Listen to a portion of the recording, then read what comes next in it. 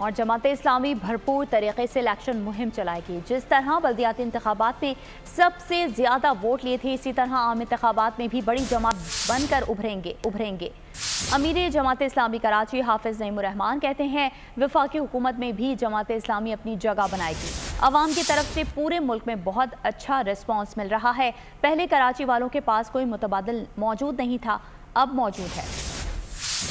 साथ जो कराची के नौजवान इकट्ठे हुए हैं, इंशाअल्लाह ताला एक मरतबा वो पूरा मैंडेट जमात के पास आएगा इस शहर का, तो इस शहर के लोग इंशाअल्लाह देखेंगे कि ये शहर एक मरतबा फिर आगे बढ़ेगा। अब सिंध के अवाम के पास ये चॉइस मौजूद है, जमात इस्लामी बेहतरीन चॉइस के तौर पर मौजूद है। इंशाअल्लाह ताला इस मरतबा सिंध हुकूमत में भी तब्दीली वाक़ होगी, जमात इस्लामी हुकूमत साजी करेगी और इंशाअल्लाह डेवलपमेंट का काम एक मरतबा फिर शुरू होगा। जमात इस्लामी वाहिद पार्टी है पाकिस्तान की जिसने सबसे पहले अपना इंतखाबी मंशूर पेश किया है। जमात इस्लामी में खानदान की सियासत नहीं होती, जमात इस्लामी अवाम की जमात है।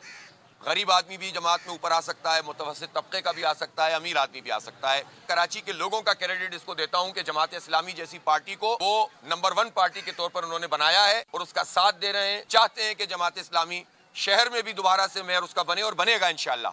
ये खुशखबरी भी इंशाअल्लाह इंतखाबात के साथ साथ ही आपको मिलेगी। कराची की बदकिस्मती ये थी कि कराची का मैंडेट बड़ी तमन्नाओं के साथ जिन लोगों को मिला, उन्होंने वडेरों की गोद में जाके डाल दिया और मिलकर उनके साथ खाया और हमें जो है वो बर्बाद कर। सब्सक्राइब करें और बेल दबाएं ताकि कोई खबर रह न जाए।